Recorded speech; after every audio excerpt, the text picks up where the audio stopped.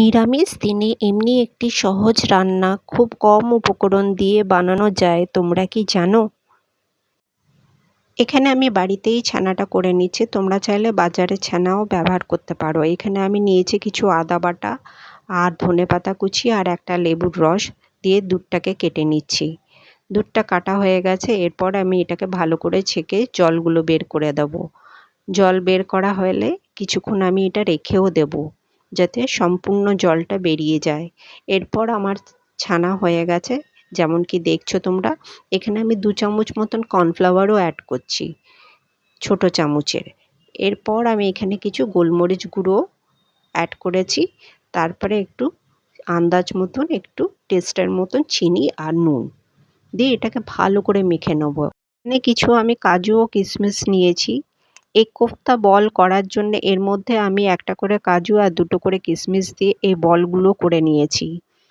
এখানে আমি half litre দুধে আমার মাঝারি সাইজে 6টা কোফতা বল হয়েছে। এইগুলোকে এবার ফ্রাই করে নিচ্ছি সাদা অয়েলে। এরপর একটা সাইড ফ্রাই হবার পর আর একটা সাইড ফ্রাই করে এগুলোকে আমি একটা প্লেটে তুলে নিয়েছি। এরপর এর গ্রেভির জন্য যেগুলো নিয়েছি হলো কিছু কাজু, চারমগজ আর 1 চামচ মতন দই, বড় চামচে। এরপর এটাকে মিক্সিতে একটা পেস্ট বানিয়ে নিচ্ছি।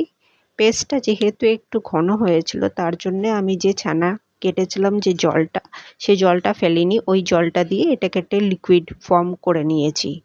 এরপর কড়াতে আমি এলাচ আর একটুখানি দারচিনি আর একটু আদা বাটা দিয়ে তার মধ্যে আমি এই পেস্টটা ঢেলে দিচ্ছি।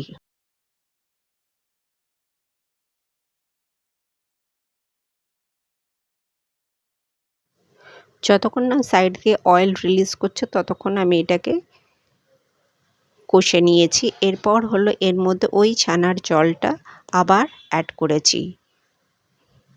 এখানে আবার একটু চিনি আর একটু নুনও অ্যাড করেছি। এরপর এটা ফুটে এলে রেডি কোফতা বলগুলো আমি এর মধ্যে দিয়ে দিচ্ছি। বাস, এটাকে একটু নাড়াচাড়া করে কিছুক্ষণ আমি এটাকে একটু চাপা দিয়ে এটা আমার কোফতা কারি রেডি। ভিডিওটা যদি ভালো লেগে থাকে লাইক আর চ্যানেলটাকে সাবস্ক্রাইব করো প্লিজ। Thank you.